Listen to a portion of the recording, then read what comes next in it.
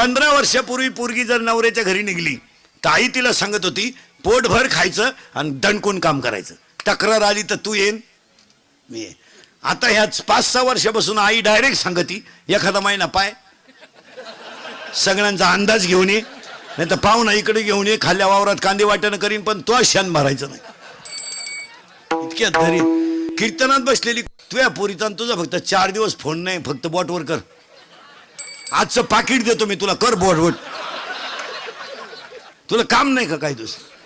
तिकडे मर ना कांद्यात रॉप चिंबट ना, दुसऱ्याची घर का आलं बिगडी ती. उठपळ पुरीला फोन, उठपळ पुरीला. बरं विचारी ती काय जीवली का काय घालून गेलं, बोंबील भाजली खाती. आवळ्याचा बाजार नाही आजपासून जर महिला मंडळ पुरीच्या घरी डोकं लावलं तू का शेवई लिहून घे. दिवाळी खात नाही तू ले कशाला.